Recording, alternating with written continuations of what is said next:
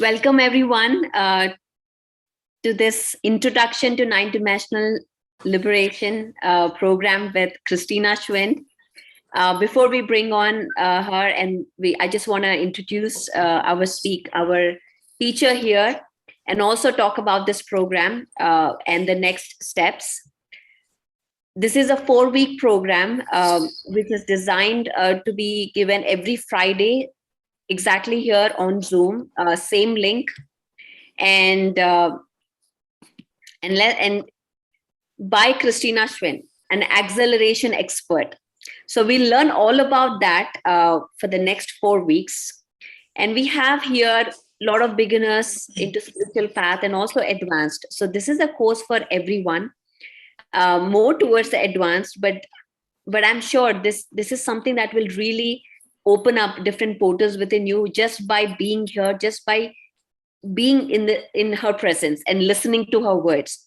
So I ask each and every one of you to please be here and listen and listen and listen, so that you understand and really resonate to what Christina is talking about. Christina is a new paradigm visionary and acceleration expert. She has a unique approach to advancing the spiritual gifts of healers, star seeds, and new paradigm wave towers by unwinding the intuitive blind spots and assisting them in reclaiming the power of their dream time.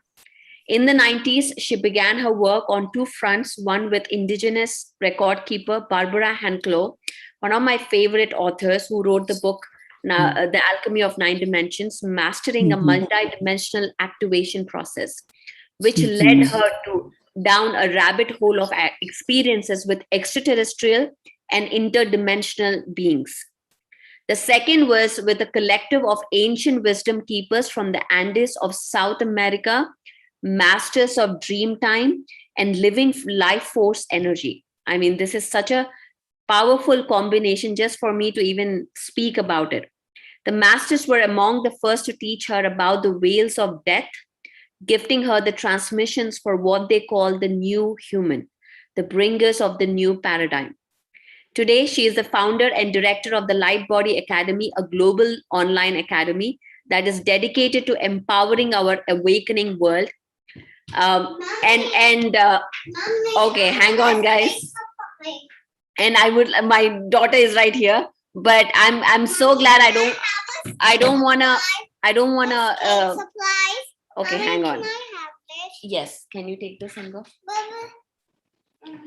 I don't want to delay, and I want to invite Christina here with us and share us about what are we going to expect in the next 4 weeks and begin this journey. Thank you, Christina. Thank you, Pari. Thank you for that lovely introduction. I appreciate it. And thank you to the Pyramid Spiritual Society movement for even including me in their community. I'm deeply honored to be here to make contact with this kind of group, because really, the new paradigm is about stepping out of those old ways and finding deeper ways of living in our truth and with peace and compassion, and ending the suffering that we've learned from for so long. So I'm really stoked to be here to talk with you guys. So as Pari said, my name is Christina. I'm the acceleration expert, and how I got into this particular position is that Barbara Hanklow was a major awakener in my life, and and if you've read her books, and I highly recommend, if you're going to be interested in pursuing this course and diving deeper, I highly recommend you getting, this is the most recent version of this book. I highly recommend this because she not only goes through her journey of learning about these dimensions and developing ways to describe them and tap into them and stuff like this, but she also does a lot of research about the science, how science is catching up to multidimensional reality. So it's really great for both the spiritual and the analytical mind, this particular way that she brings this material forward. I got involved, of course, more in the spiritual path.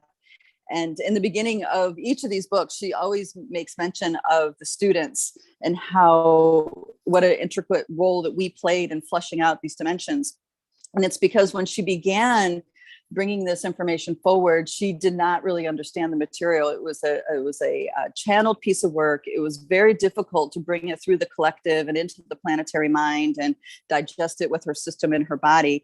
So she enlisted other people to do these activations, either via journey work or past regression work or ceremony, stuff like this. And the more she shared this information, of course, as the wisdom of spirit, the right people were coming on her path, until eventually she was able to refine it to a point where she was able to cultivate a group in such a way where she could do an activation over a weekend with using music. And that was an evolution. It took years to get to that point.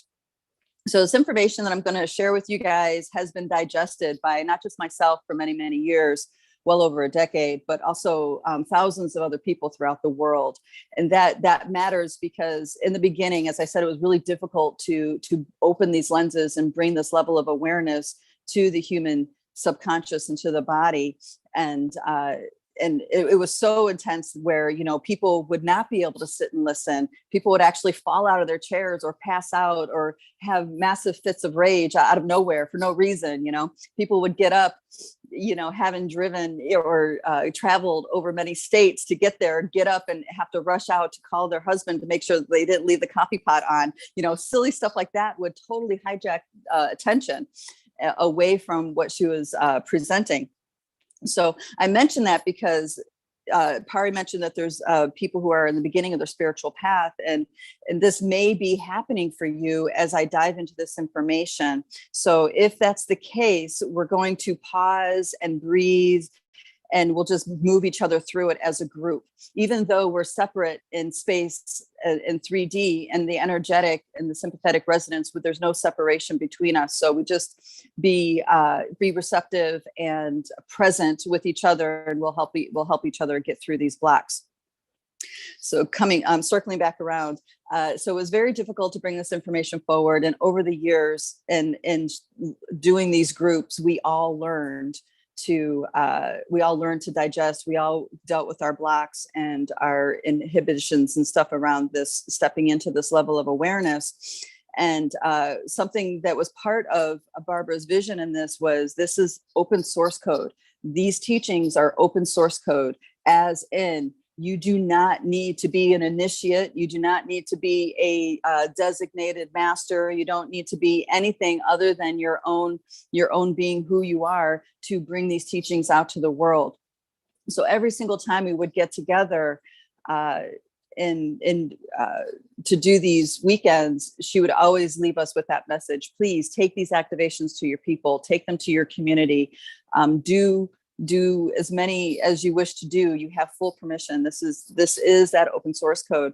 And I was so appreciative when she would do that, because at that time, these kinds of teachings were held closely secret, and you really had to have permission from the master or the guru or the designated teacher doing these transmissions to be able to share the deeper knowledge that came with this.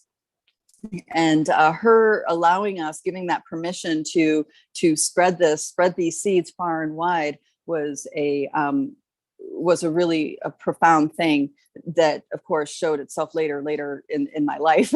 So anyway, so I studied with her for several years between 2002 and 2011. Barbara would come to Lilydale, New York, here in the Eastern United States every summer and do a weekend activation. And it took, at that time, it was 3 days. We're going to do it in 2 hours, and we're going to keep building, going deeper as we do it. Let's see if there's any other information. Oh, yeah. So if you decide that you actually want to teach this information, if this really resonates with you and opens you up in such a way where, you're profoundly impacted, I encourage you to look into the teacher training that will be coming up in 2022 in February, because this is pretty much the information and the transmissions will be happening during this free training, but then there's going to be a deeper training on, the subtleties, the energies, the more advanced kind of aspects of this work. So you feel confident going in and teaching this work or facilitating an activation yourself. All right. So where do I go from here? All right. So let's go ahead and take a moment to tune into our rhythms. When I'm saying our rhythms, of course, there's the breath first. So we'll take a moment to tune into our breath.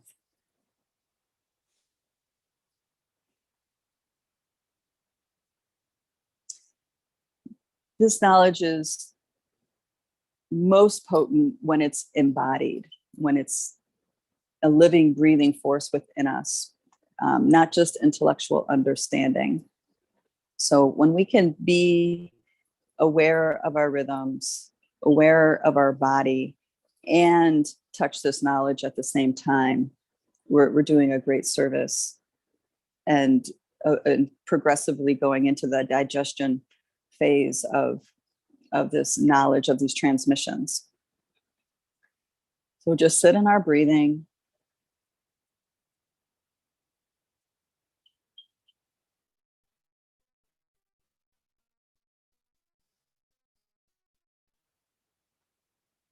Good. As the breathing expands, you may notice a heartbeat.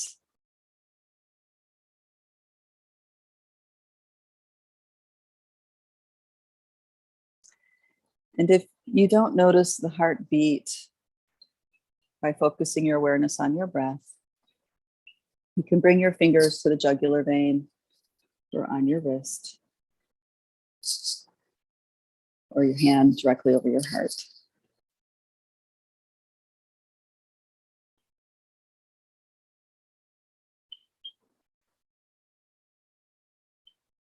And just notice the quality of the heartbeat.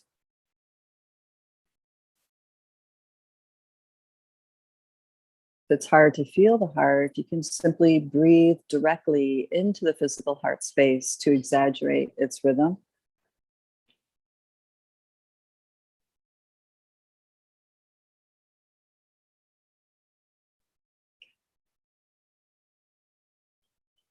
And while you're in your heartbeat, acknowledge who you are, your name. You, the daughter or son of your mother's name. You, the daughter and son of your father's name.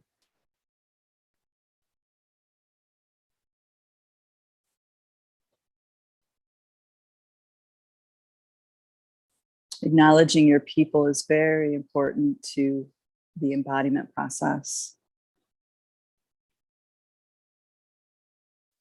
And you can go as far as to acknowledge, honor, and praise all of your people going back before time was time.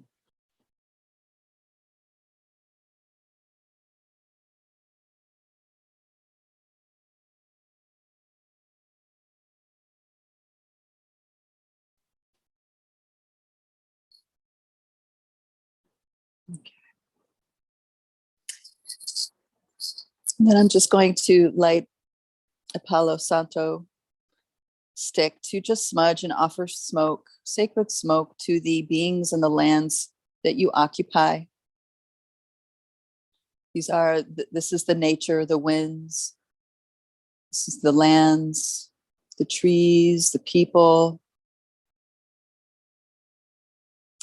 the creepy crawlies, the furries, the winged, finned. Honor and praise all that life that is in the nature around you.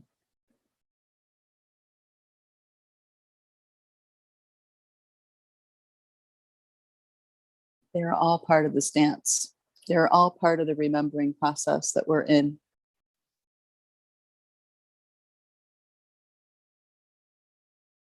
And offer blessings to the trees, to the grasses, the crops, the animals. Blessings to the people, blessings to their house, their children, grandchildren, their pets. Yes, very good. Just notice how your own energy changes when you go into this mode. The challenge here will to be will be to stay in this space that you feel right now within yourself and digest this information that I'm going to present. This information is so much more than just knowledge. It's transmissions as well. Your spirit will decide which transmissions to digest and what not to.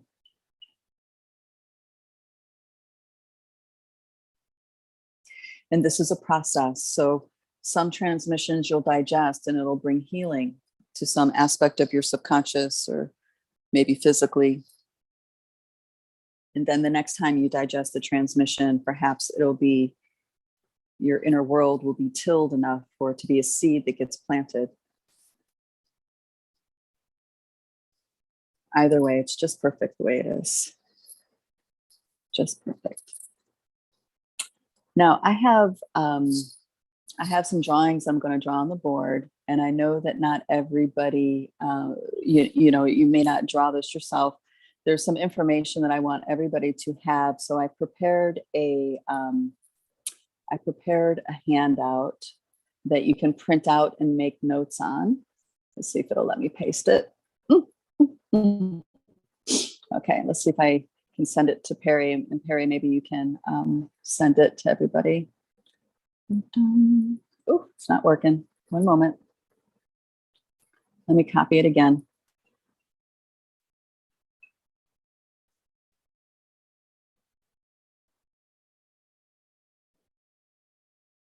There it is. Okay.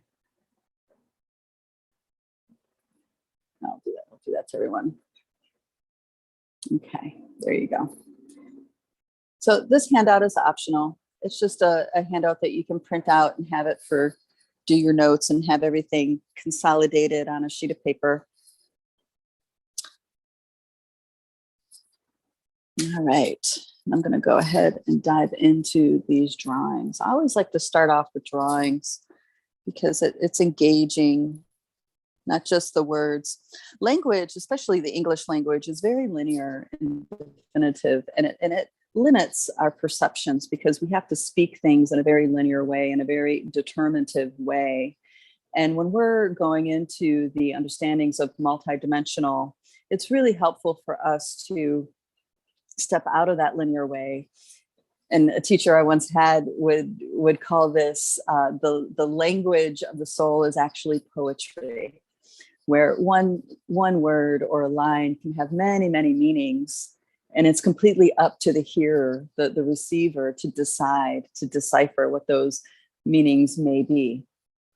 And in that, there's no right, there's no wrong, there's only expansion and openness. So I'll start off with the ladder, the interdimensional ladder. So we'll start with where we began as far as coming into the Milky Way galaxy. And then we'll go all the way down. We are with our intention of who we are. We came all the way down. Oops, I can't go much further than that. Let's see there we go. Where we landed right here with the heart and mind of the Pachamama, Mother Earth. This is my term of endearment for the earth. Some people might say Gaia, Tara, Tiamat. There's many different names. But for me, Pachamama is the term of endearment that really touches my spirit when I say it and when I acknowledge her in that way, which is why I use that term. Okay. So the Pachamama, Mother Earth, is the first dimension in the sense of it is her baseline consciousness, dream time that we are in. We are completely submerged into the realm, the creation of the Pachamama. And without us resonating with that and agreeing to be within that, we could not be here in a body.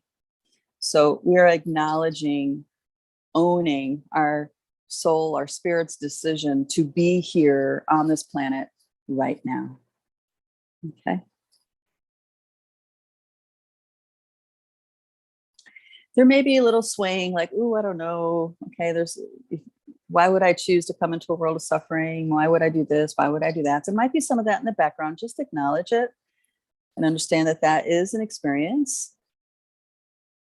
but it perhaps is not the highest truth of why you're here.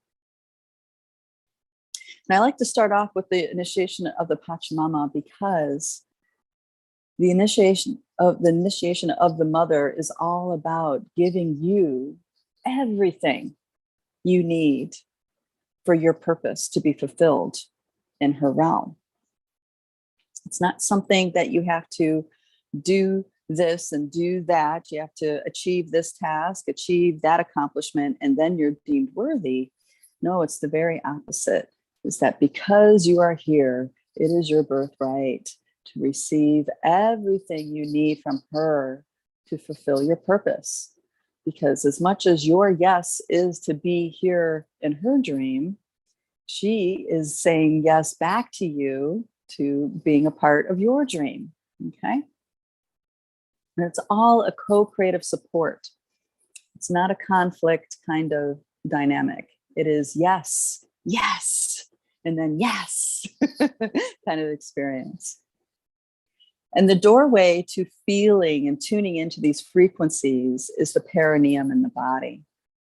So if you're still aware of your heartbeat, maybe you can start pulsing the perineum in the rhythm of that heartbeat, in confirmation, and yes, I'm here for this purpose. Yes, I'm here saying yes to the Pachamama, to Mother Earth.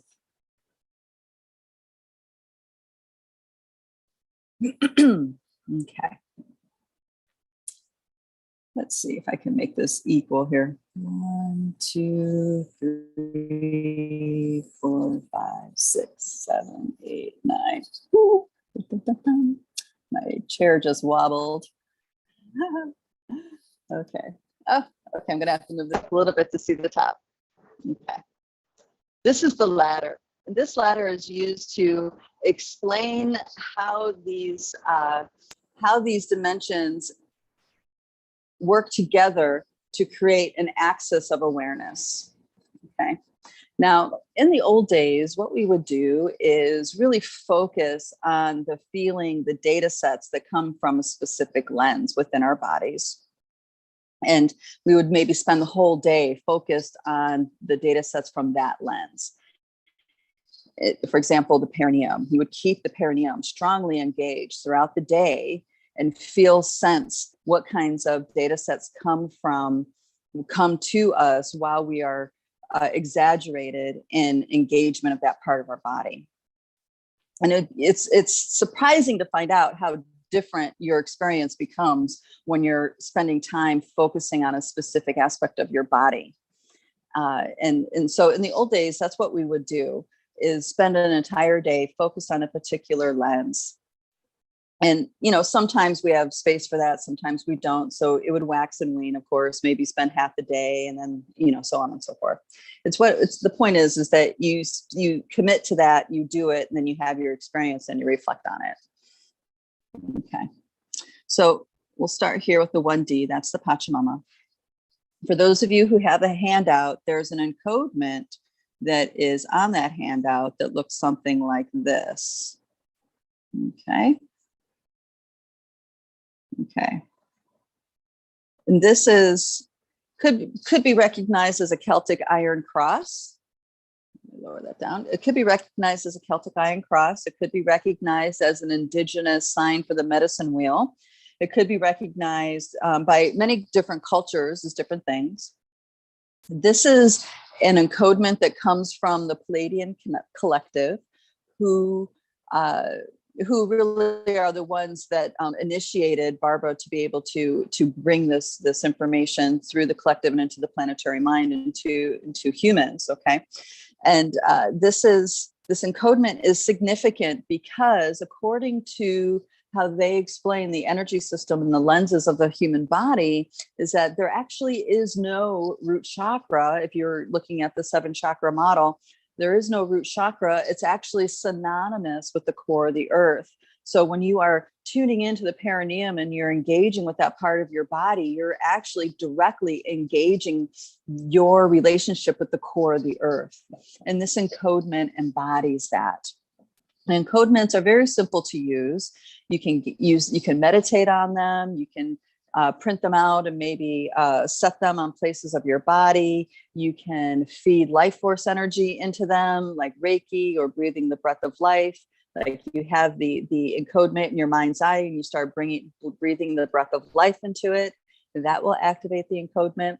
I'm offering this as an assistance to help you bring yourself deeply into your body with this process. So in the handout, there's an encodement for 8 of the 9 dimensions on this ladder. Okay, so this is the first dimension, and the keeper of this first dimension is the actual consciousness of Mother Earth, Pachamama. She's a living, breathing being that has set a course forward with her intent. And we said yes to co-creating with that. Some of us may have memories of being on this planet because, before time was time, and some of us maybe have memories or have a sense that maybe we're rather new. Okay, so this is, just feel what that is for you. I noticed that these days there's a lot of new people coming. Not that they're young souls, they're deeply wise souls, but they're new to this realm. They're new to the Pachamama. So there's a spectrum of beings that are coming to this planet right now. Not all of them are old souls, as in they've been here for a long time.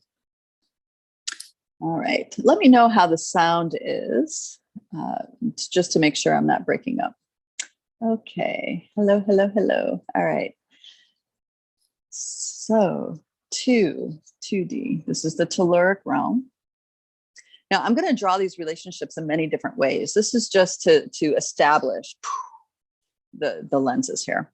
So the telluric realm is the language of microbes, the language of bacteria and viruses, the language of amino acids, the language of ionic exchanges, the language of cells. And they exchange negative and positive ions, and how they exchange those negative and positive ions really has to do with their, how you're going to be well, all this stuff, right? Laura, good to see you, darling.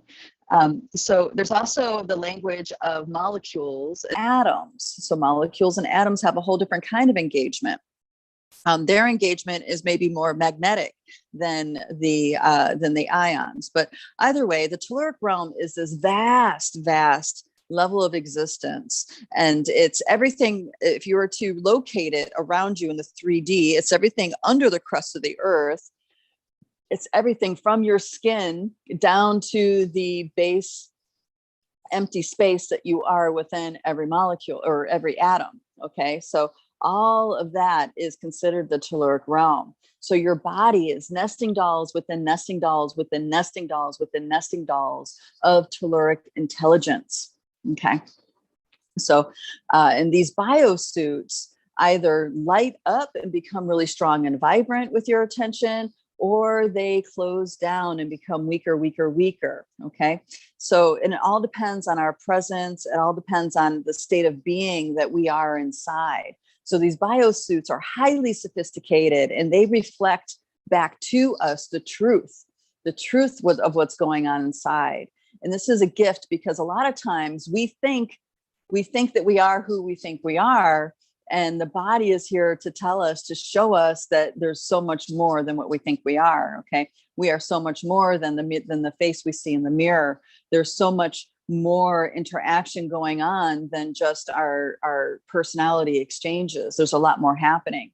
And for those of you who are meditators, you are starting to get a sense or have a sense of that the deeper you go in your meditation, your body responds.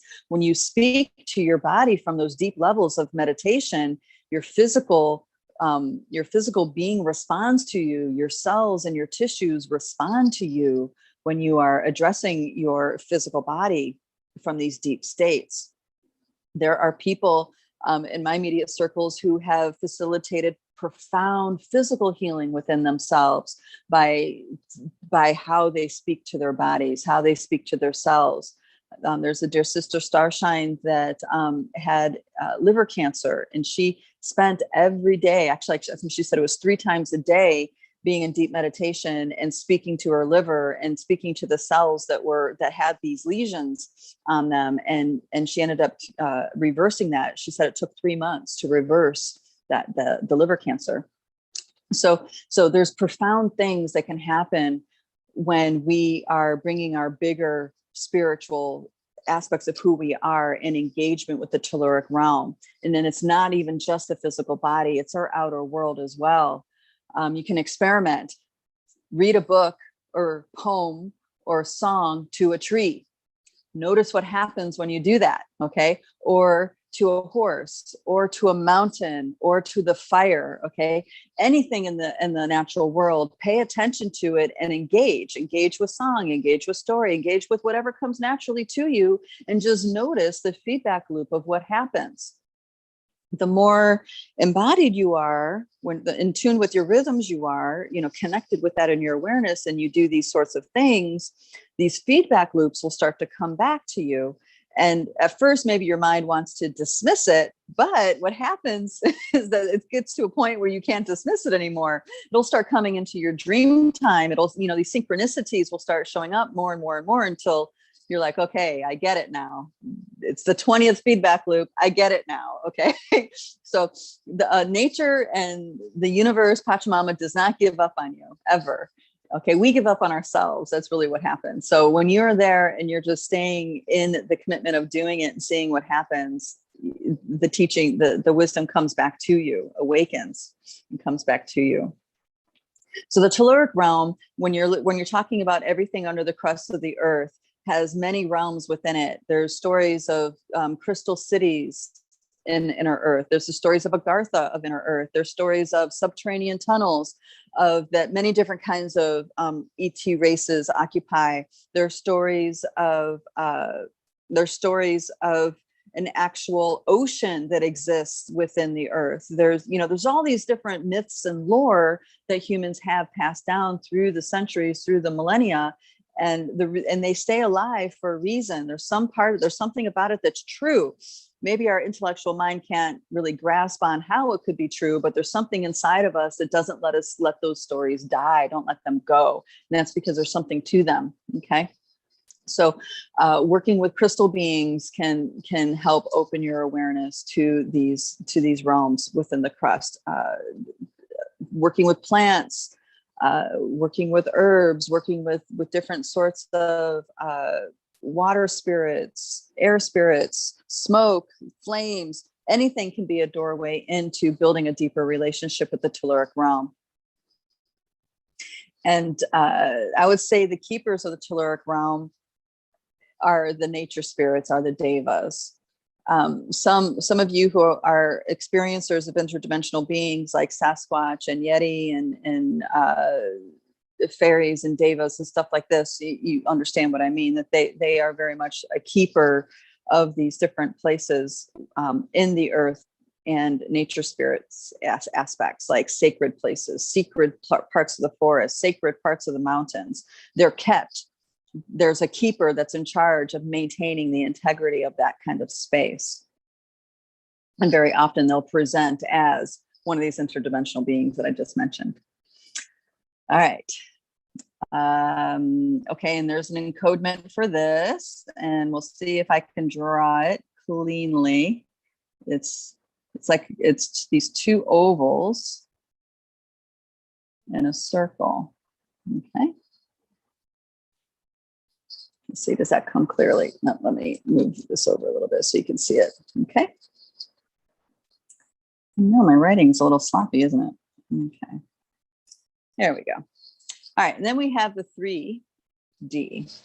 The 3D, the keepers of 3D are the humans. And this is consistent with indigenous lore as well, that in indigenous lore, we are responsible for this reality. We create our reality. And as a default in the creations of our reality and dreaming our world into being, we always, always, always, always consider future generations. We always think about not just our children, but our children's children's children. What are they going to inherit by what we create, by what we maintain, by what we caretake? Okay.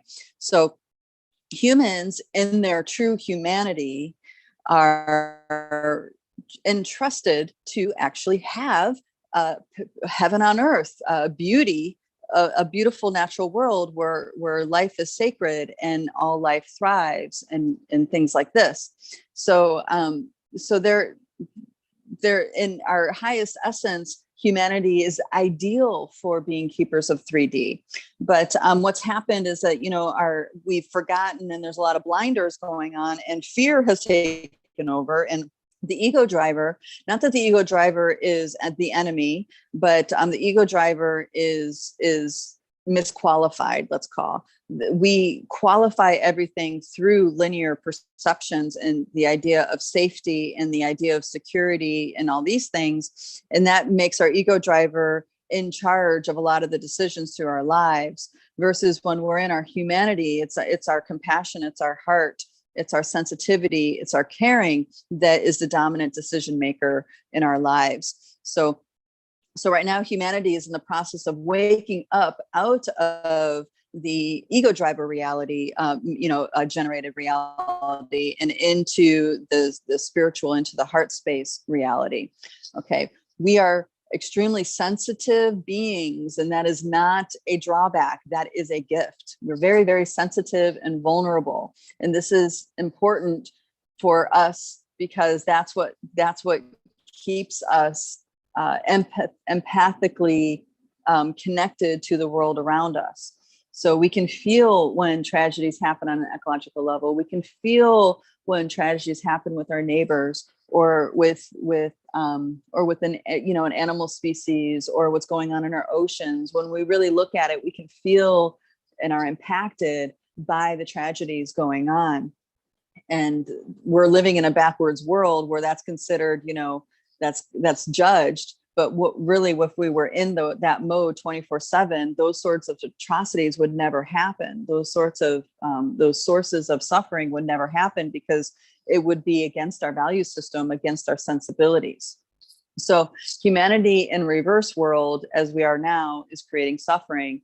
But in our highest version of ourselves, let's say it like that, we can truly get together and create a paradise, a world of beauty, a world which all life thrives, a world that is for the best of all beings, and a world that thinks about and considers what we're handing to our children and our children's children.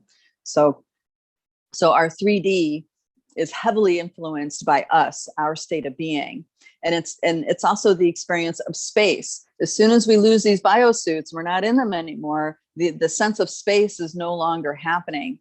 Everything is like in a cloud, and there's just resonance. So when you're not in a body, like say you're in between sleeping and dreaming, or you are actually crossed over or having a near-death experience, a single thought takes you directly to the energy of where that thought came from. Okay, so thoughts and emotions still exist, but you're not in the sense of separation. Okay, so the 3D world is essential for us to have the separation, so we can explore, so we can experience, our humanity. It's a gift, as I said. And the other thing I want to mention is that originally, when I used to teach the 3 dimensions, I would say, or the 9 dimensions, I would say 3D is linear space and time. And I'm moving away from that because my understanding of 4D is changing more and more and more. And I'm recognizing that linear time is actually an energy that is more in a 4D type frequency. So if you're reading the material and that conflicts, that's why. It's just because my understanding is growing and shifting and changing. Just like Barbara's understanding has been growing and shifting and changing. This is a living, breathing teaching. It's not something that's set in stone and that's it. It's constantly evolving. It's constantly being digested and being realized on deeper and deeper levels. So because of that, we're going to make different discoveries as we deepen. Okay, and then we're getting to our 4D field. All right. Oh, and the encodement for 3D is the same as 2D. And that's because our sacral center is connected as the lens that we perceive the telluric realm in, and the lens that we perceive feel the 3D space. So, for example, that's why there's two ovals here, because there are two layers coming together to create a perception. Without our physical bodies, we could not have the 3D experience. Okay. So when you are feeling an elemental, or if you're feeling a telluric data set as an energy that is deep within the telluric realm of either the body or the earth, you're going to feel it in your legs. You're going to like, say if an energy is approaching you in the woods or something, you're going to feel a lot of data sets in your legs and in your lower hips. That's because that's the lens that's getting activated. That's the lens that is receiving a lot of data sets that's being engaged. Okay. So the legs are an important indicator of the kind of data of that kind of information. The other thing that happens is that that is flushing through from the telluric into the 3D space. For example, those of you who've had experiences with Sasquatch, what happens is that you can feel them coming. You can feel them coming before they're there. And it's usually your legs, or maybe your whole body will start to shift into energy. It's like you'll just notice that maybe a vibration going on, but it's definitely visceral. And then after that visceral sensation comes, then maybe if they're comfortable with you, or if they've been working with you for a while, they'll actually materialize, so you can have a visual of them. So this is, this is all considered jaguar medicine. This is, well, I'm not going to go off on that tangent quite yet. So jaguar medicine is all about the feeling, the sensing, and I don't mean like emotion necessarily, but though it can include feeling, as in I feel immense love, or I feel fear, or you feel things, but it's a perception of more primal data sets. It's the perceptions of what's on the the ends of your hairs. It's the feeling. It's the like I said, the vibration in the legs, and the metaphor that's given in indigenous, especially in South America, Central America, indigenous lore is, the jaguar is tuned in and feels everything. It does not rely on anything visual necessarily. So when you were to see a jaguar in a tree, the jaguar is completely still. And that's akin to us being present and aware and in peace. And in that state, we are engaged with feeling with every part of our bodies.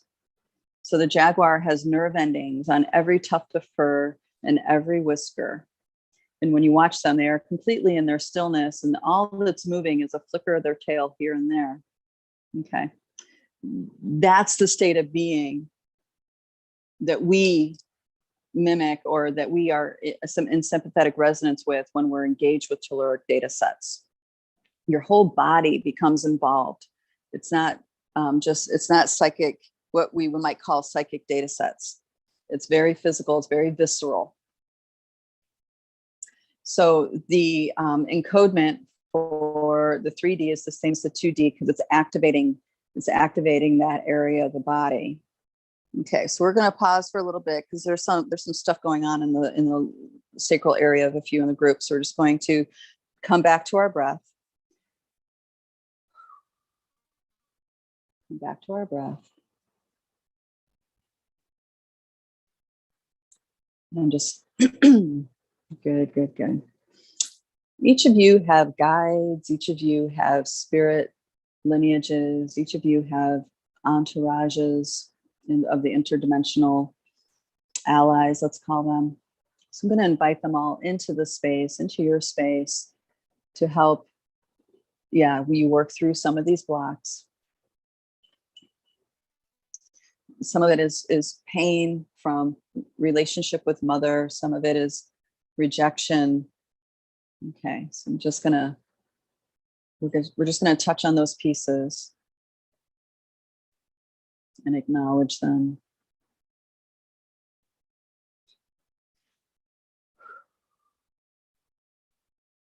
So the pain that we've had in our lives, the heartbreak, heartache, trauma, those reinforce blind spots.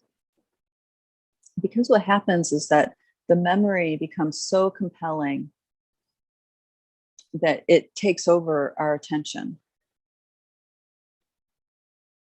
And by being in a space of peace and neutrality and being in contact with the trauma and pain, acknowledgement can release a lot of that stuck energy. Because you're not in a reel about it. Instead, you see it, you feel it, keep it in your awareness. Don't push it away. Keep it in your awareness. I see you. Yeah, good. And then it will start to move. There's no thoughts of making it wrong. There's no thoughts of whatever the story is, just acknowledging and seeing it and letting it move through.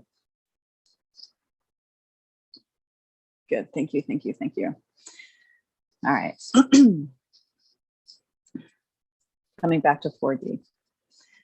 The 4D, because this is connected to all this. The 4D is a field of collective thoughts, collective emotions, and as I said earlier, linear time, the perception of linear time.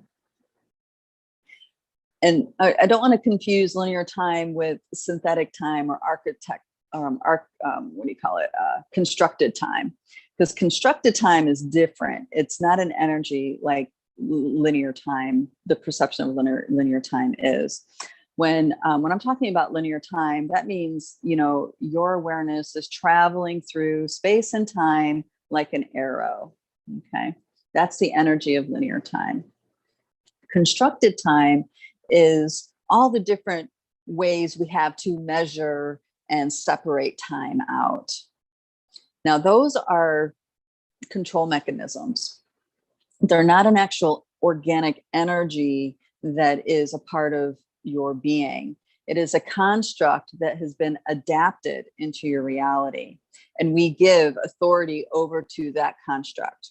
Okay. For example, we have different calendars that measure time on this planet, right? We have calendars of like the Gregorian calendar that we have. Then we have the Judaic calendar, and then we have a Mayan calendar. And then of course, different indigenous cultures have their own kinds of counts and calendars as well. So the control system calendar influences only because we say it does. Okay. If we did not all agree on using the Gregorian calendar, we would be all going off of our different kinds of time. And when we would interact with each other, it would be very, very different experiences. We would notice that, oh, these people over here have a completely different relationship to the linear ideas than we do over here, right? So we would not be able to, we would not be able to relate in certain ways because of that. There's actually a beauty in that, because then it would command our highest levels of humanity to be present in order for us to make a connection with people that are different. You see what I mean? So then when we're in our highest aspects of humanity connecting, because there's that big of a difference, we both want to see each other in our differences and make a connection with each other. So these constructs that we have going on in the 4D have a lot to do with shutting down our awarenesses, shutting down our curiosities, you know what I mean? Shutting down our desires to be connected with people who are very different. It kind of starts to serve the agenda of homogenizing everybody to be the same. And that's what they're calling, and that's called unity. But that's not the highest form of unity. The highest form of unity is celebrating in our differences. And it's actually recognizing that, oh, this person's very different from me. Tell me more. How do you like to cook what kinds of things do you cook for breakfast? What kinds of things do you like to do for lunch? You know what I mean? There's like a curiosity, and you want to hear from that person what they do, and they want to hear from you. And you guys are celebrating your magnificence together rather than making each other wrong because things are different. More judging, stuff like this. So the constructs of 4D are deeply embedded in our awareness. Our lens of perceptions of the 4D field is our solar plexus, of course, which is the doorway to the mental body. So it does have a way of being linear. And actually, as I go, if there's questions, I'm going to invite you guys to go ahead and put the questions in the chats, and I can go ahead and respond to them while I'm going through these dimensions. All right, so the 4D field, let's see, solar plexus, linear time, okay. And then there's the construct time. The other thing about the 4D field is that it has a lot of who we think we are wrapped up into it. So if you're really attached to who you think you are, a lot of what defines who you think you are actually comes from the 4D field. It comes from a collective resonance. Okay. So for example, say you think about when someone asks you who you are, what you do, what do you tell them? Do you tell them about the passions you have in your life, or do you tell them the work, or do you tell them your role in a family? Do you tell them, you're the son or daughter of so-and-so? I mean, what kinds of things do you tell them? Okay. And then think about, I'm going to move this over a little bit, and then think about, where you got that definition from, right? So a lot of times, especially in older Western cultures, when someone asks you about, you tell someone about yourself, you tell them where you're from, what school you went to, and what you do for a living. Those are usually the things that get spoken about. And what I am trying to outline here is that those kinds of narratives are narratives that are given to you that don't actually describe you. They describe, that 4D identity, because we have a planetary collective, we have a country collective, we have a town collective, we have a family collective. These are all nesting dolls of collectives, and each collective has their own story. Each collective defines themselves differently, okay? And when we define ourselves by these collective fields, right, we actually believe that is who we are, and we oftentimes don't go beyond that. And the reason why I'm bringing this up is to open up to these other levels of who you are. You need to actually let go of the stories of who you think you are, okay? And allow more potential to come in, allow more definition to come in, if this makes sense, okay? So that 4D field is heavily influential for how we think and how we engage in the world. And most of it we've inherited. We've inherited from our lineage, we've inherited from our communities, so on and so forth. And let's see, and the keepers of that 4D field, and this is rather controversial, is a race of beings called the Anunnaki. Now I say race of beings, and that's not actually quite fair, because there's many races within the Anunnaki collective. Some of the Anunnaki collective have oblong skulls and appear to be kind of like blue beings. Others are reptilian. Some are more insectoid. So there's many different kinds of races within the Anunnaki collective, but the consensus is that they are the ones that are in charge of maintaining and keeping the 4D experience, the integrity of the 4D experience, just like humanity is in charge of maintaining 3D. So the kinds of things we experience in 3D is up to us, what we create. So that same thought goes for the Anunnaki in relationship to the 4D field. So that also means that they have influence over timelines. Okay, it's an important thing to remember. They have influence over timelines. And these timelines, some of them are maybe in our best interest, and some of them may not be. It's up to us to navigate. So being aware of the energy of this 4D field is really super important, because once you're aware of it, you can now make different choices.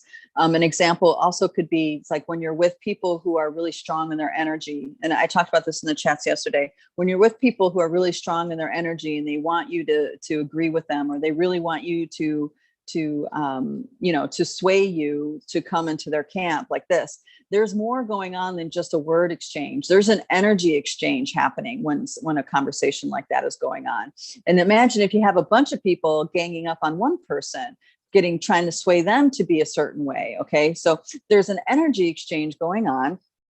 And what happens, especially for empaths, is that we get overwhelmed and we might not show up all the way for that kind of conversation, which means their energy, because we're not home, we're not maintaining the integrity of our energy field. They're actually saying words, thoughts, pushing emotions and all this stuff into our field. So when we walk away, we'll actually start to think like they were thinking, because their energy became pushed into our field because we weren't home. Or maybe we did the exact opposite. We maintained ourselves within our energy, but and we walked away feeling angry because we had to show up so much. We had to be so, we were forced to stand so strongly. There's a whole spectrum here, but the thing that's important to understand is that there's an energetic exchange going on, and this is really what it means for humanity to wake up to the fourth dimension, is to understand that there's an energy exchange happening with all of our interactions with other humans, and the natural world. So once we truly embrace the idea that there's an energy exchange going on beyond our words, beyond what our mind understands, then we can accept the different kinds of dynamics that the 4D existence entails, and then we can start making different choices. We can start looking at energetically what we can do to to keep our energetic hygiene clear, stuff like this, to have good hygiene, all this kind of stuff. So a lot of people in their spiritual traditions have practices that just kind of like that already speak to this. And that's, when you clean your energy every day, grounding, meditating, flaming, all the different things that we do, that's all an effort to keep good energetic hygiene, even if we're not aware of the energy exchange happening. The awareness eventually does set in, but it just takes time very often for us to, step into accepting, allowing that the data sets of those lens to influence us. All right. And then we have going up more to 5D. All right. 5D is the heart, the gateway into joy and creativity. Joy and creativity is a frequency, and that frequency is what allows us to be open and loose enough with our awareness and our thoughts to bring new thoughts in, to create new things, to dream new realities, new possibilities into being. The other thing about the 5D lens, the physical heart lens, is that it's the doorway into our Akasha. Some might say it's a doorway into our infinite nature. Okay. The Akasha is, let's call it a hall of records that records all of our soul's journey from the time we get to this Milky Way galaxy, and some even beyond. The Akashic records are memories on a soul level, and they're very valuable for us to access, because we can actually change the future that we're creating by addressing things that have been perceived to happen in the past. And the keepers of this 5D field are the Pleiadians.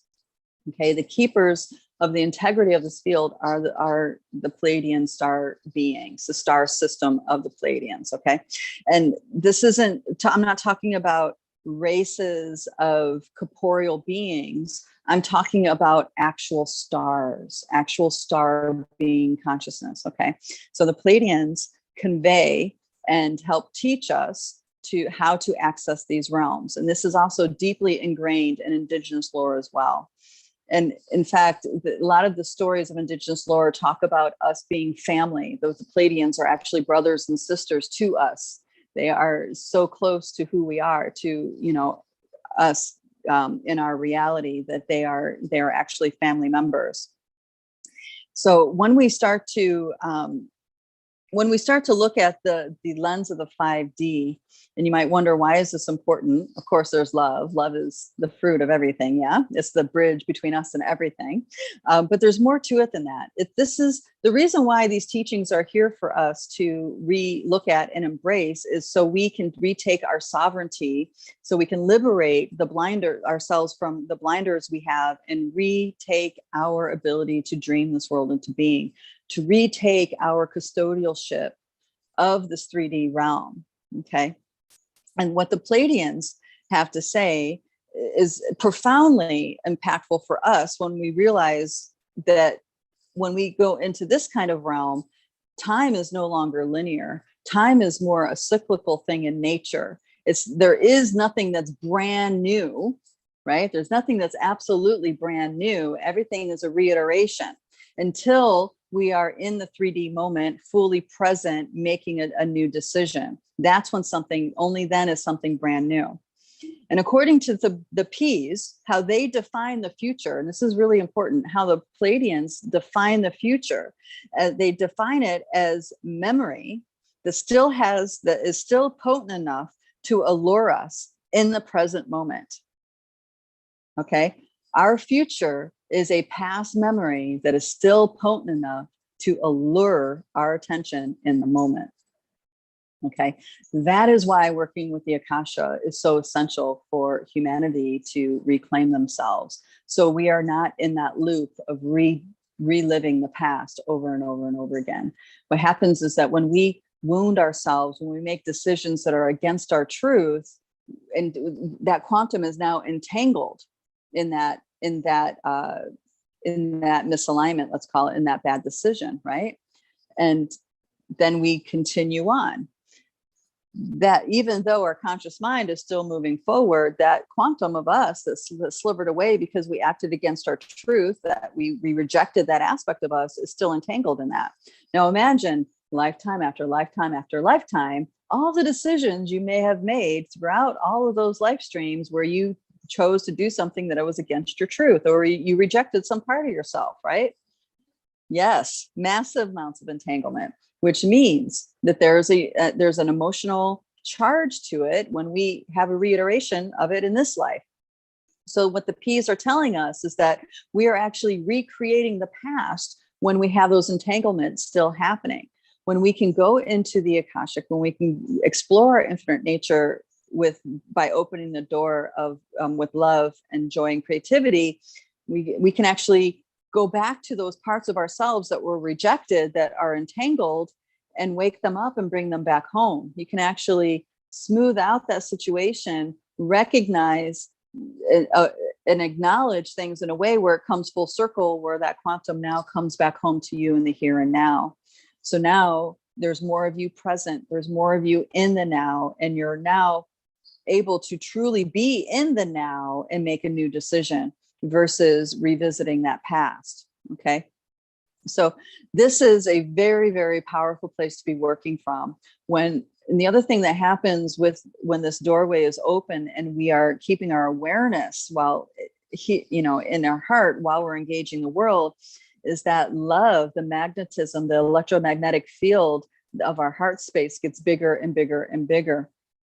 And that electromagnetic field actually cleans our energy. It actually connects. It's like a bridge of connection with us and everything around us. So it becomes something that just feeds and enhances life on a very deep level. Okay. It's just that we have all these thoughts and feelings that aren't love. So that kind of, so there's a little dance that needs to go on. The trick is how do you accept how you are without judging yourself and making yourself wrong? That's the big trick. How do you do that? How do you not make yourself wrong? Uh-oh, I did something to my screen here. Here we are. Okay. So the Akashic field and the heart field, this is a very important lens for us to embrace. And this is also the doorway to who we are beyond who we think we are. So in the 4D field, you're dealing with who you think you are and the stories of your past and the stories of your families and your journey through this particular life. And then when you get over here to this lens, you're being challenged to let go of the who you think you are and explore yourself on a more expansive level. Explore who you are on a spiritual level like that. And then I have to draw the lenses here. Sorry, I didn't get to the dun, dun, dun, dun. So this is a diamond shape. I'm going to mutilate it a little bit because I'm not so good at three-dimensional structures here, but so it's a diamond kind of shape. And then this one is the shape that we know, which is as above, so below. This can have a lot of meanings. This is not necessarily related to the Star of David as what we know with the Judeo-Christian religions. This is more about the energy of the upper and the lower coming together as one. Okay, so this is a threshold this particular shape is indicating. And then again, you can feed life force into the shape, imagine it in your mind's eye, and work with it, and see, as you work with it, just feel what happens in your body as things unfold, as this shape unfolds within you. All right, and then we have our 6D field. Our 6D field is our light body. It's the actual map of the unfoldment of our consciousness throughout the Milky Way galaxy. So all the ways we're going to live, all the different timelines we live in our Akasha, all the different forms we take, all the different ways that we heal, all the different ways that we get sick, all the different ways to die, all those different options and potential timelines of existence are in that 6D field. The keeper of the 6D field for humanity is Sirius, the Sirius star system. And there's Sirius A and there's Sirius B. So the combination of those two star intelligences are the keepers of our 6D field. So, and the access point for the 6D energy data sets for us in our physical body are our throats. Okay. So what the Quero in South America, what they discovered, there was some keepers that I worked with, they discovered that you can actually heal disease, you can heal tragedies, you can avert tragedies by going into the 6-dimensional field, the light body, and healing things on that level. So you can heal things in the light body, as in bring unity and congruency within the light body, and you can avert, say, that car accident or the getting ill with this illness or that illness. So they discovered that was the way they kept their people healthy and well, was by healing the dis-ease before it actually came into the body. And there's a lot of wisdom in this. There's beautiful things that can happen when we can tap into who we are on these levels. Again, it requires letting go of who you think you are and let the experience be whatever that experience, how it's going to be. Very often what happens, just like with this kind of information, there's resistance in our subconscious. So what will very often happen when you first start engaging with this levels, there's going to be a lot of resistance to a lot of distraction and whatnot to you when you're trying to tap into these frequencies. It's really helpful to have a guide or a space holder when you're exploring this aspect of who you are. So, so the keepers of this particular realm is Sirius. Star Sirius. And these are the Pleiadians. I'm running out of room here. Pleiadians, where do I put you? Pleiadians. Okay. All right, making sure that is showing up. Okay, great. So the next layer, the next dimension up is the 7D, also known as the stellar networks or the galactic highways of light.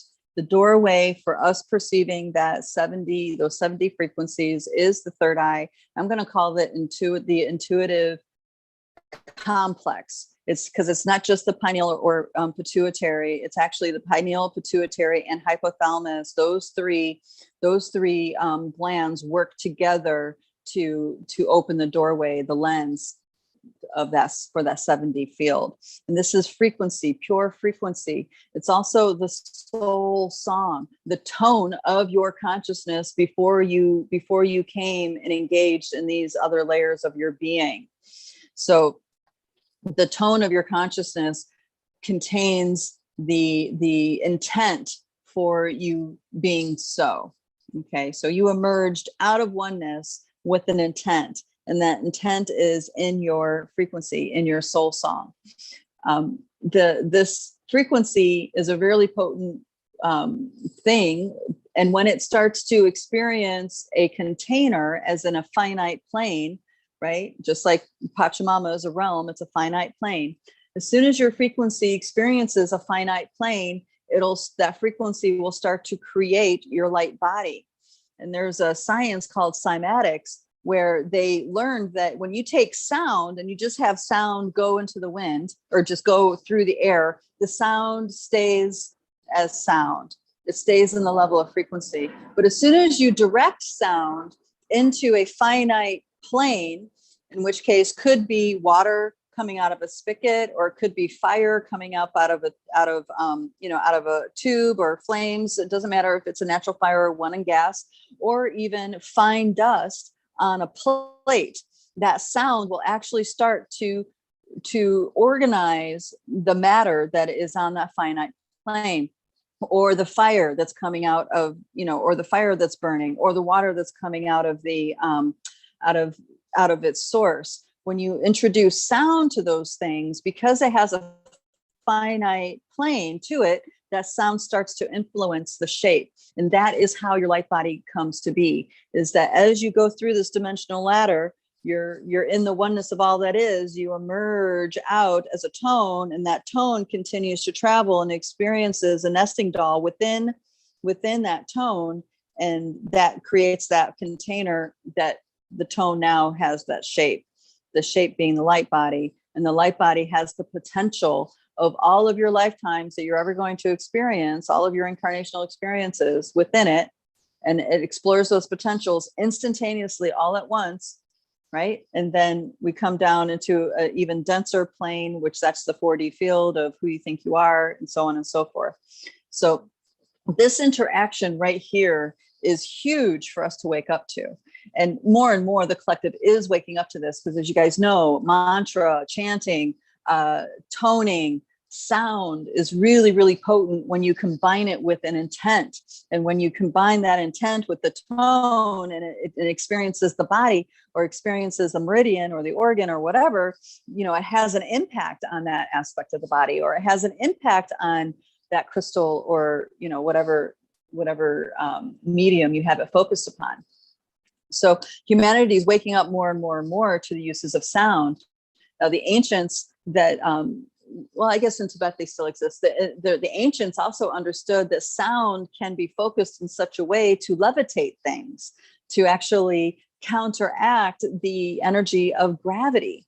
So there's an idea that shape, I'm talking because this relates to the light body, there's an idea that shape, a certain kind of shape within your light body can feed levity, can feed upliftment, okay? Versus other shapes, perhaps when engaged with sound, will have more gravity, will come deeper into the earth, it will come deeper into these dimensions, okay? So that's an important aspect. And the keepers of the 7D, that is the Andromeda galaxy. And Andromeda is our sister galaxy, and there's a lot of lore that talks about Andromeda and her engagement. Science says that Andromeda is actually in the process of colliding with the Milky Way galaxy. And there's a lot of story that the Pleiadians have to talk about with that. If we have time, later on in this course, maybe we'll dive into it. But the important thing to recognize is that we are no longer in star systems. We're no longer in stars holding these planes, the integrity of these planes. We've now gone to a galactic level of holding this particular plane of reality together. Then we have the next dimension, which is the all that is, the I am. And this level is woven into the fabric of our reality. It's woven into the fabric of our being, just like these other pieces. We cannot exist without the all that is. So though we may have an experience of being separate through, different pains and traumas and stuff like this, ultimately we're never truly disconnected. We're just poised by nesting dolls to facilitate the experience of being separate. Okay. And this is one of the biggest wounds of humanity, is the idea, the feeling of having been forsaken. Okay. So that means there's a lot of things going on here that facilitates the experience of being forsaken. But ultimately, you cannot be without the all it is, because it is the fabric that is within everything. So even if you have a body or don't have a body, you are part of the all that is. All that is a fabric of this biosuit. It's a fabric of you. So it's a continuation. It's a continual beingness. And when we feel it, when we experience it in meditation or ceremony or whatever's facilitated this, it is that feeling of isness. It's that feeling, that perception of everything just is. And when we're seeing in this way, we're liberated from any thought of good, bad, right, wrong. We're just experiencing the miracle of the isness and the beauty of that. And the perceptual lens for this 8D is our crown. And there's a lot of teachings that have kind of hijacked our relationship to the isness, like these ideas of, if you're a good person or you're a bad person, you're ejected from God or something like this. And none of that is actually true. Being a good person or bad person, according to different religions, that's something that's taught to us. Okay. And that's something that's handed down through our soul's journey.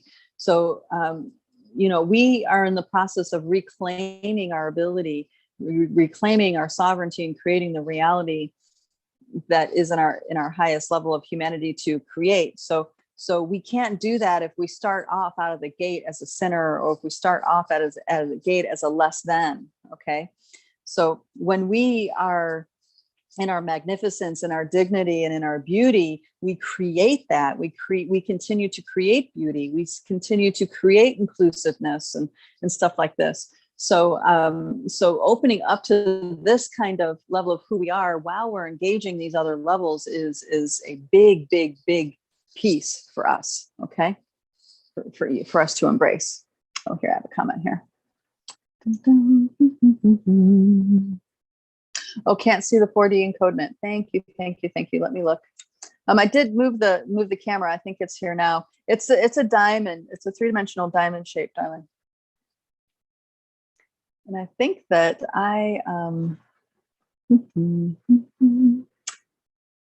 okay. My speaker view went away, so I'm a little tiny square in the corner. Yeah, I'm not sure how to fix that. Okay, so then we have, and the keepers of the 8D. All right, so this is a little bit of a story. So first, the keepers are the perception of Orion. It's a consciousness that's held within the Orion constellation, which is a massive star system. It's huge. But also there's beings that we know that are closer to our experience, and that is something called the Galactic Federation. Many people, many meditators, many traditions do know about the Galactic Federation. In the old paradigm, we would call it Galactic Federation. And the new paradigm, in the birthing of the new reality, it's referred to as the Intergalactic Federation. And this Orion piece is really, really essential, because what we need to acknowledge is that, everything that's happening in our stars, all the stories, all the lore, those stories and lore invoke feelings. They get us in touch with memories that maybe have been forgotten. So there is a story within humanity that is currently getting transmuted. And that story is the story of the Orion Wars. Now, you guys, and is anybody not familiar with what I'm talking about when I'm saying the Orion Wars? There are many versions of the stories. But the reason why I'm talking about this is not about good, bad, right, wrong, true or not. It's more about if the story has a charge for you, if it has an emotional charge, a mental charge, or has some kind of feeling inside about it, that's an indication that of reintegration still in the process here. There are very significant things that impact us, that we think, that we dismiss, like mythology, we dismiss it as mythology maybe, but really if it's a living, breathing story, just like this work is living, breathing work, and it's presenting for a reason. Okay.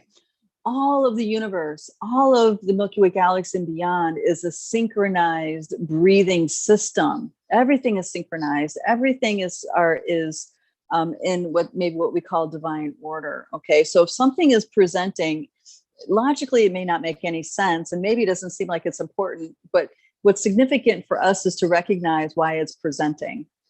So if on your spiritual journey, you've come across a narrative of an Orion War drama unfoldment, that's something significant for you to look at and to bring integration to, because as long as war and division is a part of our mythology, then some part of us is still entangled in that story. What happens is that when we untangle our quantum that's still involved in that story, then the story does not progress. It's a story of this happened a long time ago, and then that's the way it is. But when you are able to untangle, all those entanglements that are involved in that mythology, the story doesn't end there. The story continues with your story, saying, yes, I experienced that. I have memories of being a part of that. And I went back and set straight all of my regrets. I went back and forgave. I went back and released the need for any enemies. You know what I mean? You'll have a dot that goes to that story. And then the story of war will turn into a reconciliation story. It'll turn into a healing story. And at that point, then there's no longer that subconscious that battle going on way back when in your subconscious, way out there in the stars, because Orion is a part of you, just like Andromeda is a part of you. Sirius is a part of you. The Pleiadian star system is a part of you. They're all a part of us. So this understanding of these keepers and our relationship to it is huge, because that gives us the tools to integrate and to unify and to bring healing and peace to these aspects of our being. So we have Galactic Federation, Intergalactic Federation. Many people here, if you guys do any channeling, probably had some sort of interaction with an intergalactic or a Galactic Federation member. If not, recognizing yourself as being one of those members. This is a phenomenon that happens pretty often. Let's see if there's anything else I need to say about Orion.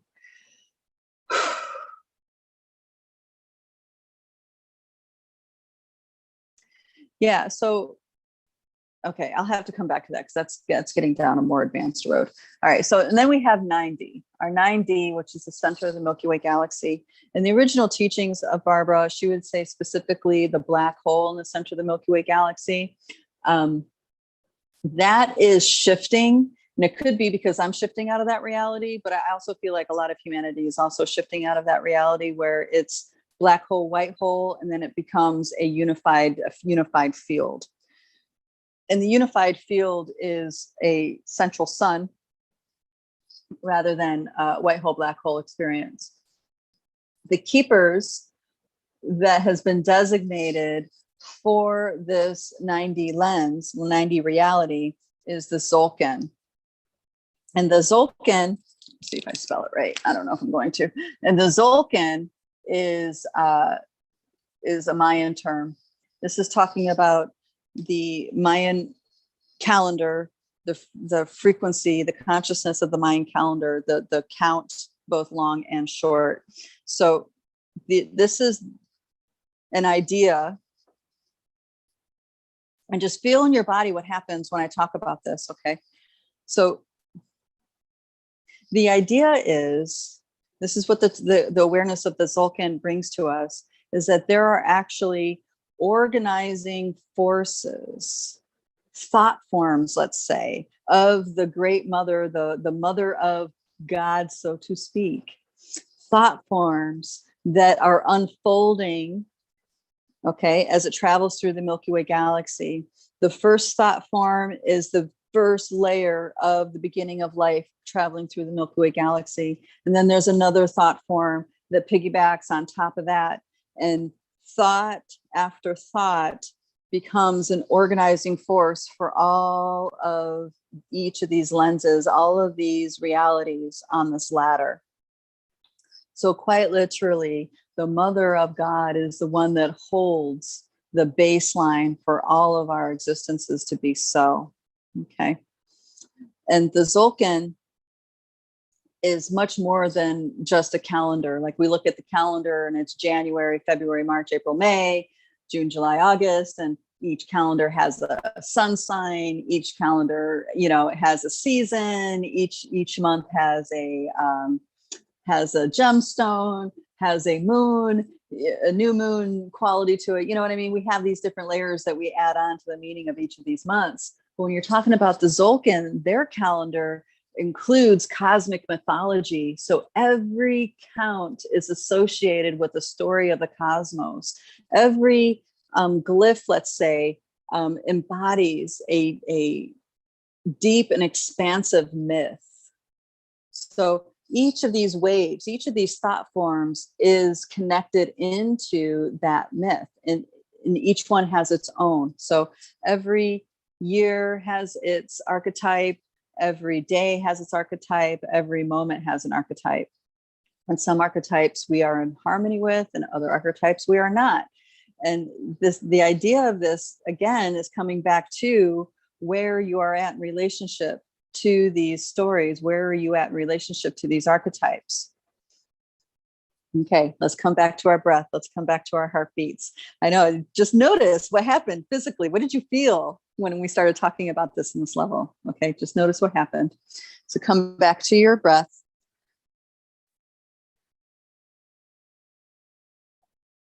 Let me check the time where we're at. Oh, okay, we're good. So I know we're weaving a lot of layers here. And remember what I said in the beginning, that these transmissions can come as seeds, and these seeds can bring healing to where it needs to bring healing, so we can open up to certain perceptions. And then as we go over it, as we go and till the soil more and more and more each week, eventually these seeds will be received and they can be planted into very well-tilled soil, and will continue to grow as your spirit sees fit. So when I was learning these, when I was learning this particular model, I was having a lot of experiences with the Pleiadians specifically. And they were star beings. They weren't the races. So there's races that come from the Pleiades, and those are like the Plejorans and the Billy Meyer information and stuff like this. But I'm talking about actual consciousness of stars. Just like our sun has a consciousness, you can communicate with our sun. There's beautiful practices out there that do things like sun gaze, play music to the sun, sing to the sun, drum to the sun. I mean, there's all certain sorts of traditions that we have on this planet that teach us to connect with our sun, which is really interesting work. But for me, it was the Pleiades, and they would continue to come more and more and more as I dived into this work. And it was really interesting, that synchronicity. You know, it's like I had in my mind a path, and then my spirit had in mind a totally different path. Little did I realize that I was actually, though I thought I was going this direction, it was totally training me for this direction over here, right?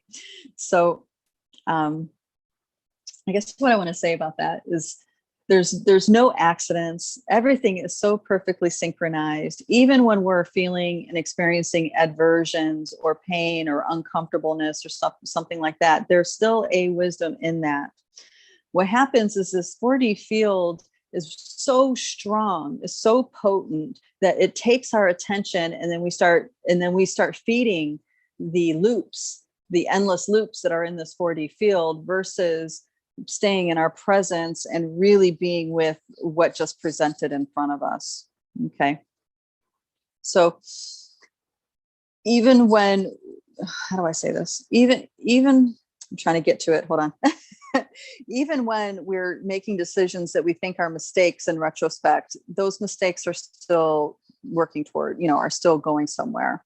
So in this way, you don't have to worry about being wrong or right about any one of your decisions, or have regret because maybe you recognize you could have shown up differently, or if you only knew this back then, stuff like this. It's like, don't even, those are all just programs that are happening here. You can let them all go. And I want to invite all of you guys to just place your intent to just let all that go, all the judgment that you might have, all of the things that are not happening in the here and now. Just imagine there's a great big white fire in front of you. Yeah, let's have your entourages and your spirit guides bring that fire close to you and start throwing those pieces out that are distracting you into the fire. Just let it go. You're here for a reason. It could be because, your spirit's calling you to this process. It could be because you needed to hear something very specific that's been said. Either way, it doesn't matter. Just let yourself be here and throw out all those distractions. Let them just come right out of your belly into those flames and dissolve like effervescence, just dissolving. Okay. Now, there's a lot to these pieces here, and we're covering one layer, and then there's other layers below this. This is like a zip file, so to speak. And this ladder, I'm going to say, is an old paradigm understanding of the dimensions. I started off with this because this is the main model that she's used, Barbara has used in the past to explain this relationship.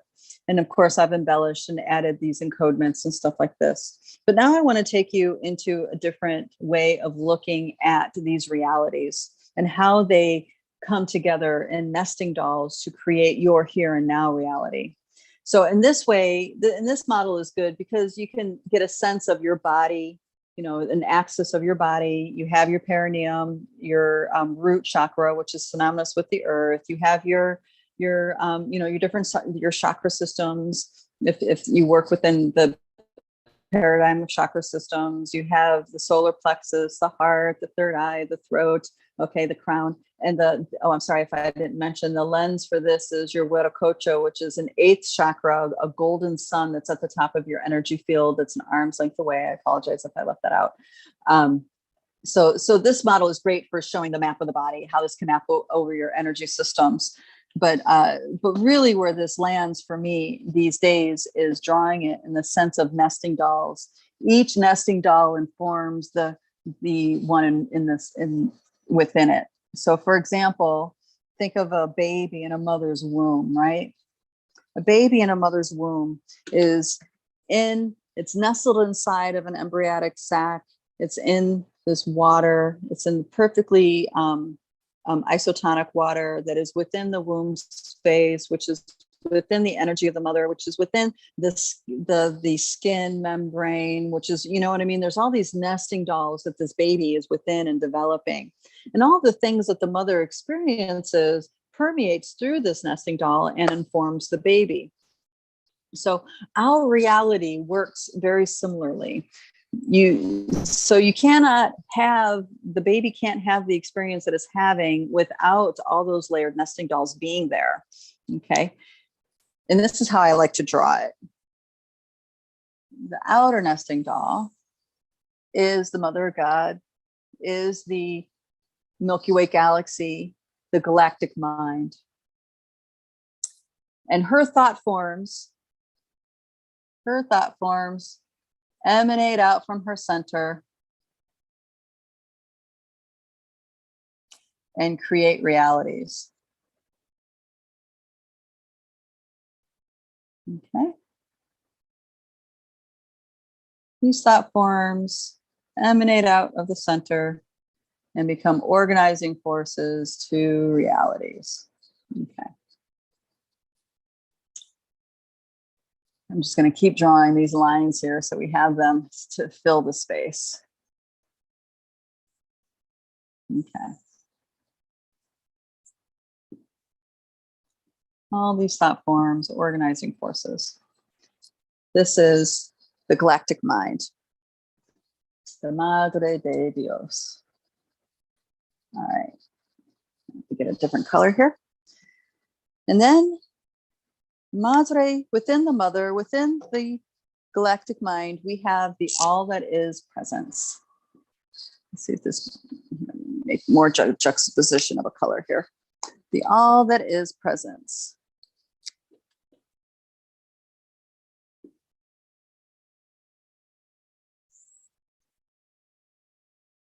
Now, the all that is presence is a nesting doll.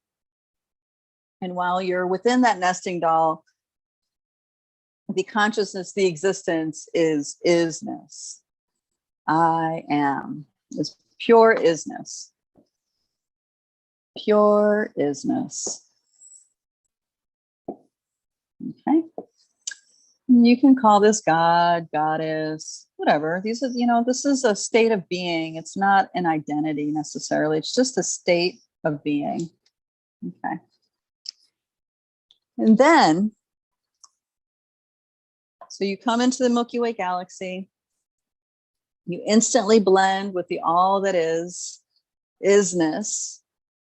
And you become one with the isness. You become one. You are now the isness of all that is within the plane of the Milky Way galaxy. And then from that place, there is an intent, a thought that emerges out of that isness, that emerges out. And that thought, that intent is your reason for separating from source. Okay. And that is the next nesting doll in your core tone. Okay. Now, notice this nesting doll is now creating a plane within a plane within a plane. Okay. This is always going to be a part of who you are, this nesting doll right here. And let's see, what direction do I want to make these lines? I'll make these lines like this. Okay. So even though you are experiencing separation, though you are experiencing something separate than isness, the isness is still there. And so is the mother of God, the Milky Way galaxy, the core thought forms are organizing forces for all of this existence. Okay. So you're having an experience of separation, but yet all these other pieces are still incorporated into the existence of that finite idea. Okay.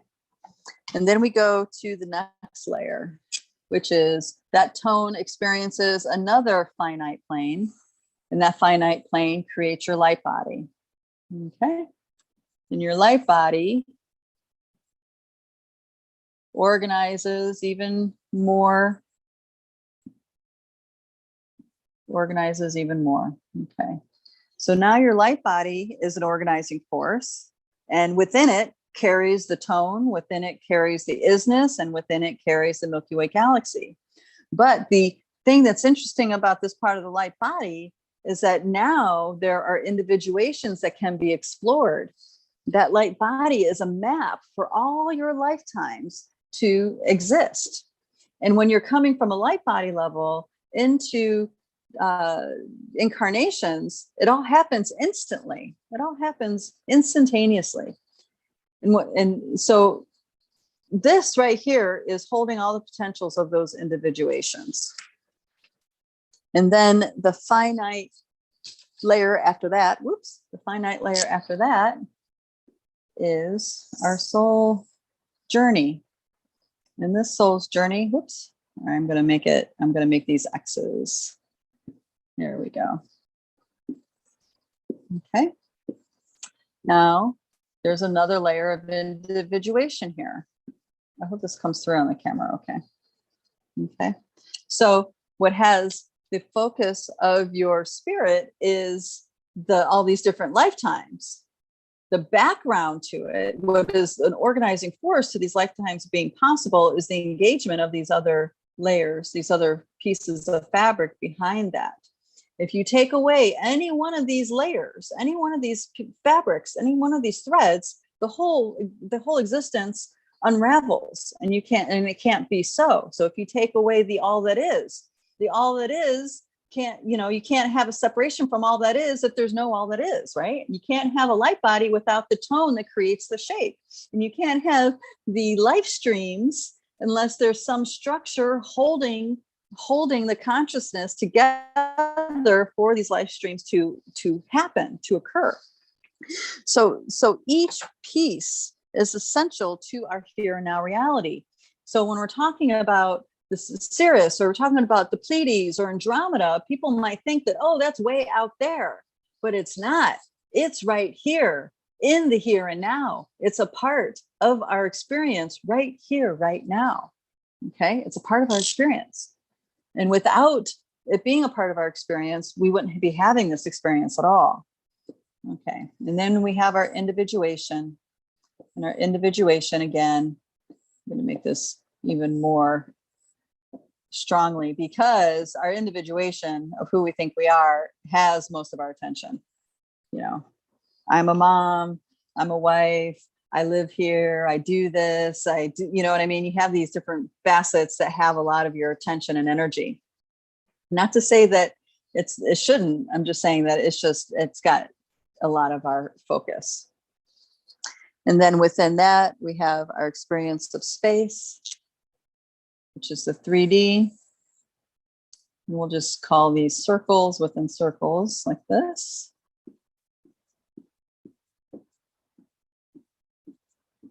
All right.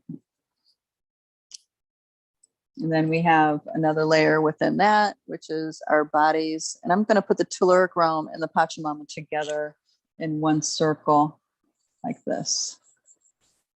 Okay. So I like this nesting doll model because it shows how they all come together. And because they come together in the way that they do, that is what allows this experience, this exquisite experience that we're having to be so. This is the essence of the spiritual practice in my mind, because we're told in that collective field that this being and that being is your creator, and therefore you worship and glorify them. And that's not necessarily the truth. A lot of, like the Anunnaki have brought in deity and other beings that are actually beings. They're not actually the isness. These beings tell us that we need to do something in order to be granted something. And what the Pachamama, what our core agreement with the Pachamama is here's everything, just because you're here. It's your birthright. You see, so there's go back and forth. Right now, we're totally cleaning that up. We are here because we said yes to be here. The Pachamama is a part of our lives. And if it wasn't for our yes, we wouldn't be here. If it wasn't for her yes, we wouldn't be here. So when we really let the reality of that sink in as a truth in our bodies, then the game starts to change. The game starts to change as far as what we need to do to reclaim our sovereignty, and what we need to do to reclaim our abilities to create our world, the world that we want for our children and our children's children, and so forth. Okay. All right. So I talked for a very long time. I would like to open the floor up for any questions that anybody might have. Let me go ahead into the chats here. All right. Thank you, Christina, for such a great session. Friends, if anybody have any questions, you can raise your hands and I will unmute you guys. Thank you, darling. Thank you. Mm-hmm.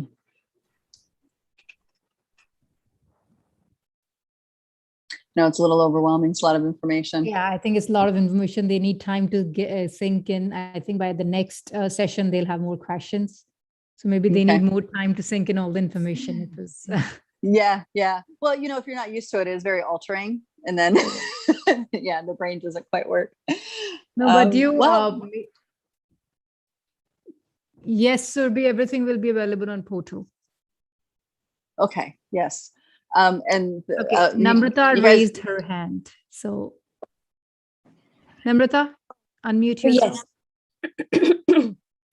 Yes, it was a wonderful presentation. I mean, it all makes sense. I've heard of Sirius and Palladians, and and it just feels like the truth, but something in it that's so, I think, mystic. It just so clearly explained today. Thank you. I wanted to find out. You said something about what was it? A crayon, or what were you saying? About When you about asked a question, do you know what this means? And I was like, I have never heard what it means. I can't remember the name I of think it. it was Orient Wars or something. the It was Orion Wars. the Orion. Was that? Orion. I Okay. have no clue. I mean, this is the first time for me, but I do listen to channel messages from Cryon and, Okay. different. So I've heard, and I've been connected, and I'm connecting, and I feel like whenever I connect with the archangels, then Archangel Sandalphon sometimes comes up, and Zadkiel, and says, we are going to open you up to receiving more information. And I feel that's the reason why I'm here. It's like when I'm hearing you today, I had no clue what this was going to be about. Geometric and patterns, and because the isness is what you feel. You don't know how you resonate with it. It doesn't make sense because you feel it's something out there, but then now you explained it. It's you. It's the essence of who you are. Yes. It is. Yeah. So, well, you said a few things, but the main question I think you're talking about is the Orion War. Yes. Okay. So there's many versions, and it depends on which indigenous stories you've been exposed to. Well, and there's non-indigenous stories. Well, I mean, I guess we're all indigenous to some level, but I'm talking about ones that are still anchored in the culture of the tribes and stuff. But in a gist, all right, there's a couple stories. One is that the war broke out because there was a life force economy emerging, which is an economy that a commodity of exchanges where life force became a commodity where beings were living off the energy life force of other beings. Okay, so there's that kind of story of the Orion Wars. So it was all about power and control. Another version of the Orion Wars, and you decide what might resonate or land or whatever, is that it was about our spiritual evolution, choosing to evolve our consciousness through organic expression, through lifetimes, through expressions of the Akasha, or supplementing or augmenting our experience with technology so we can reach a place of awakened state via technology. Either implants or what have you, hybridization or cyborg stuff like that. So, but with just those two stories that I've mentioned, you can see how this actually is unfolding in the subconscious, the collective on this planet. So that's really a lot of the battle that's going on, the versus synthetic or constructed. And then you also have the power dynamic of the few living off of the many. And the many not having a good life, like this is an archetypal story. So wherever you are, you find yourself in your experience on a human level, you can trace it back to that story of the Orion level and unravel it from that, because that's really where it started. It's like the Pleiadians say that your future is all about memories that have enough potency to grab your attention in the now. Okay, so once you unravel the core of that, then it has much less significance on the subconscious level, and you won't give any energy to it, and therefore you won't be recreating it. You'll do something different. You'll notice a different choice in the now. That makes sense? Yes, and that's why it's important to even know, or sometimes when we see some things in history as well, like I'm just talking about in our conscious state where we see something in history which is really, really gruesome, and it moves us to the very core where we feel like at some point in time we were that. We went through that pain. Yes. And that's why we resonate so quickly with it, right? Yes, yes. And even today, when you said, sorry, when you said, let go of that junk, put it into that.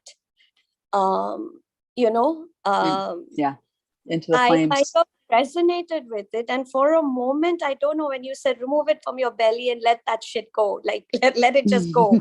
And, you know, I don't know what happened, but I just was very emotional at that point.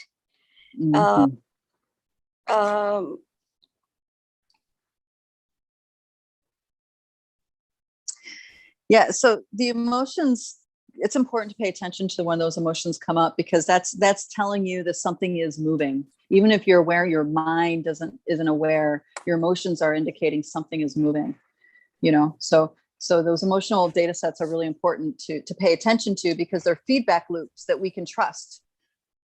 Okay, so emotional responses wouldn't be happening if nothing was happening. Like, so maybe viscerally you didn't feel anything, or mentally you didn't see anything, or psychically you didn't see anything, but you have really big emotions happening. That's your feedback loop to validate that your intention is happening. You see? Yeah. And there is one more question, Christina, in the chat of Laura. And in the meantime, Shani, you can unmute yourself. Thank you, Christina and Harleen. Thank you, darling. Wonderful session. Looks the drawing that you did on the board looks like Helix Nebula. You know, it looks so real. Yeah. Cool. Yeah, no idea. Yeah. Isn't that awesome? Yeah. And also, my question was, now that, you know, I know there's this isness and all that is all the consciousness, what do I do next now that I am aware of that, you know, more now? So how do you think my progression should be?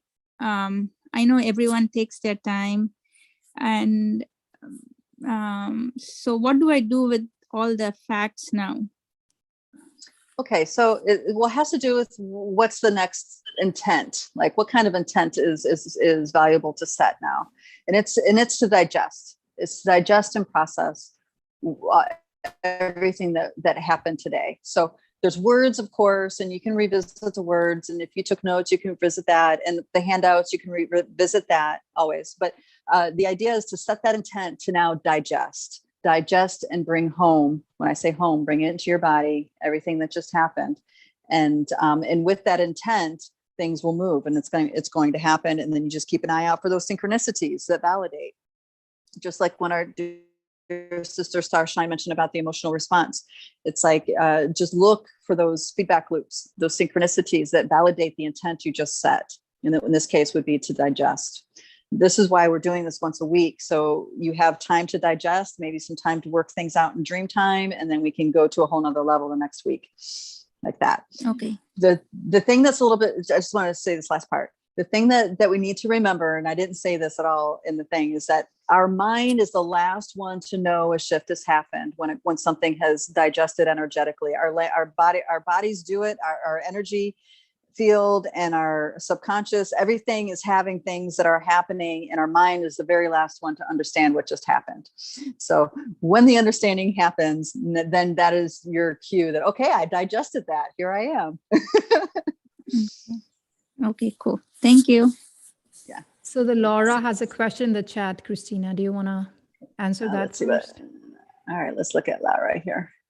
Just Sister Laura says, how do you know if there are Anunnaki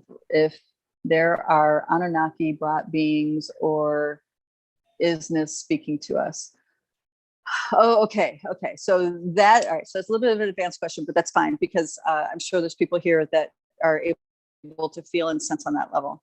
So when I'm talking about that lens, the sacral lens, that really needs to be online, because that is going to tell you the difference between, that's going to tell you the truth of beings that are showing up. Okay, so ultimately we're all one, it's all part of us, but there's a lot of, like I said, there's a lot of nesting dolls where we are involved in the separation game. Okay, so we can't default to we're all one, because there's these other things going on. We've been exploring separation and fragmentality over many eons, and we ourselves organized and orchestrated our own fragmentation. So we have to allow ourselves to be aware with all these nesting dolls, not just that one lens of oneness. So the sacral area is that lens. And Anunnaki beings, higher dimensional beings, have a very strong energy to them when they present. And maybe they're being authentic, maybe they're not. It really depends on the agenda. Because as I mentioned with the Orion Wars, there was an economy and a commodity based on life force energy. And there are Anunnaki beings that have presented themselves as creator gods and solicited worship and prayer from humans to live off of that energy. I'm sorry if this is triggering. I'm not trying to trigger anybody. We have the ability to step out of that game completely. But I'm just trying to give a little bit more clarity to the question why she's asking it like that. So this is really important, because a being that is in the isness, a light being,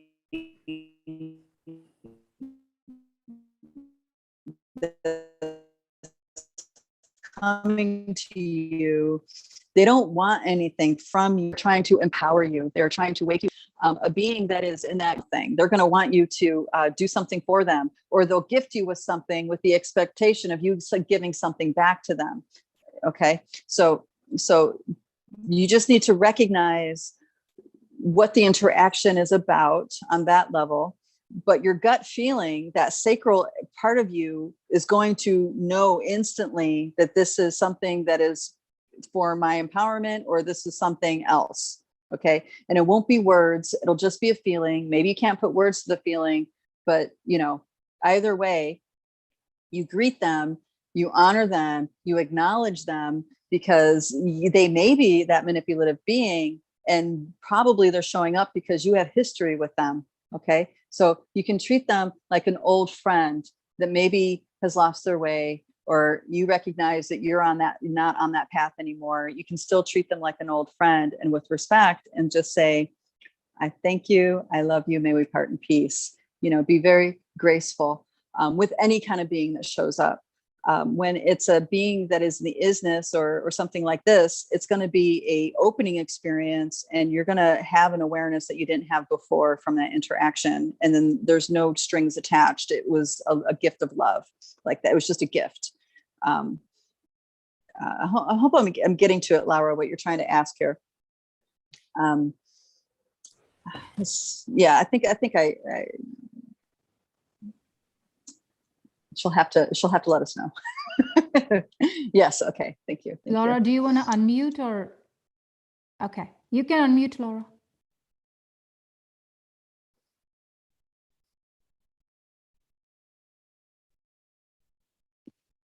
Okay, now I can. Before I couldn't I couldn't get to, I don't know how to raise the hand either.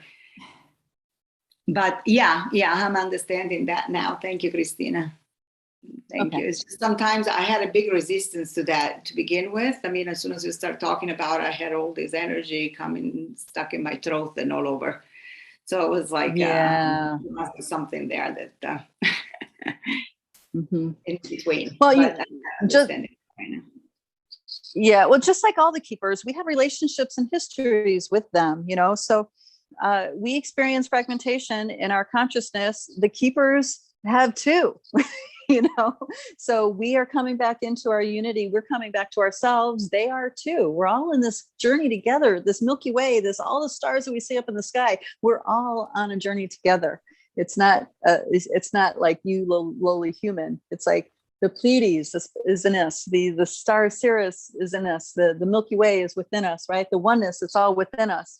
So this game of enemy or opposite or against is, this is what we're resolving. This is what we're forgiving. This is what we're alchemizing. Oh, and thank you for bringing me here, Laura, because in that link of that handout, there's if you went for that handout, there's an email that's going to come to you that has something called a script for a forgiveness practice.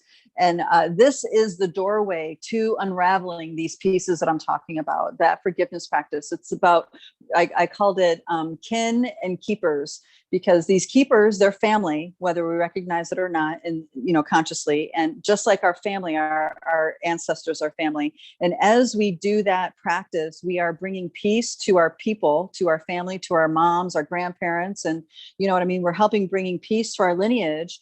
So we don't have to act out the unresolved issues that they have. They can come to peace and harmony within themselves in a spiritual plane and beyond, and on a DNA level. And then we can also, once we come to peace deeper in that way, we can start bringing our awarenesses to these other pieces, these other beings, like say the Anunnaki, what you're talking about with the history. You can do a forgiveness practice with the specific Anunnaki races that you have history with that's in conflict, or specific beings of the Palladian star system where there's conflict still, or even take it into the Orion Wars. So that script is in there for you to play with, so you can start doing, stepping up your part and unraveling these entanglements. There's so much wisdom, and it's so simple. There's so much wisdom about being present in the here and now. That's a loaded statement, so loaded that we don't recognize that all of the momentum of this is what's keeping us from being in the here and now. It's not just monkey mind. There's an actual energetic momentum that's pushing us into repeating these entanglements. But the more we disentangle and come into our integrity and our integration in the here and now, the more and more we're going to be creating that reality as we see it serves life. We can reclaim our sovereignty. So I just have to keep repeating that over and over again. The more forgiveness, the more compassion, the more detanglements we can do and reintegrate, the more powerful and potent we are in the here and now.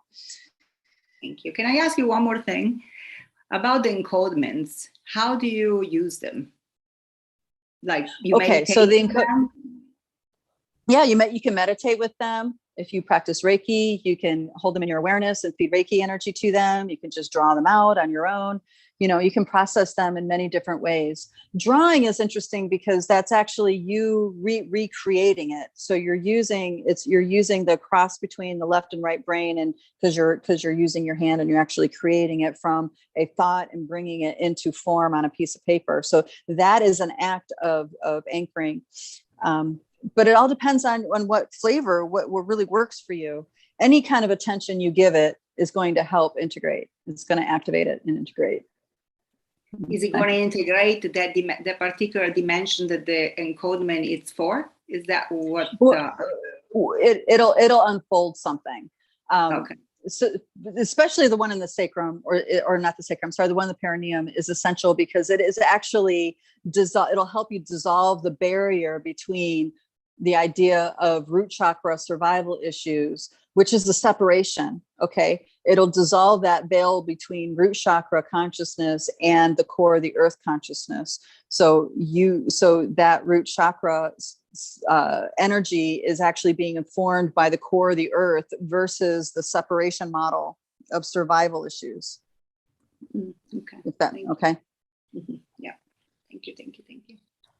Yeah, Christina, absolutely. There is one more question on YouTube. How can we connect with the higher dimension beings? Someone asked this question on the YouTube.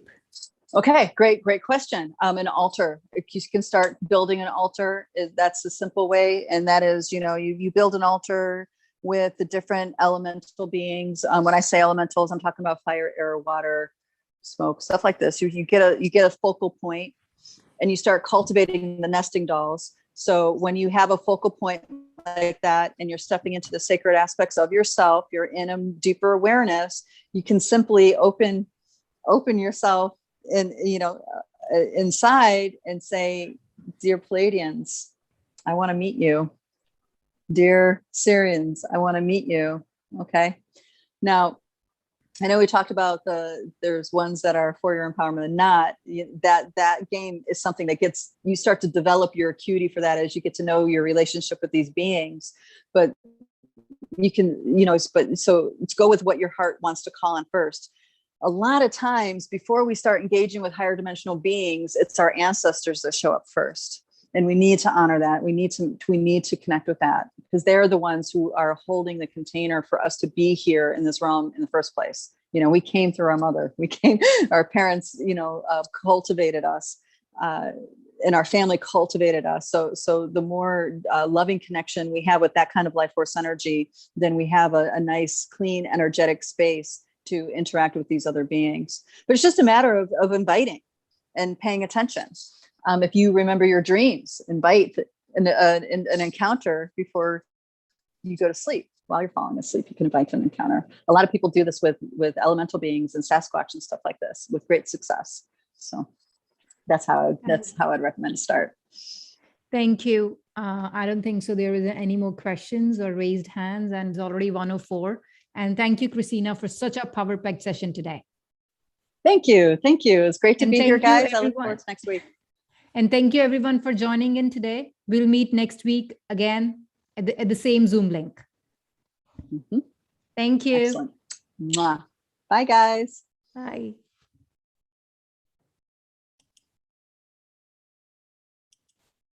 Mm-hmm.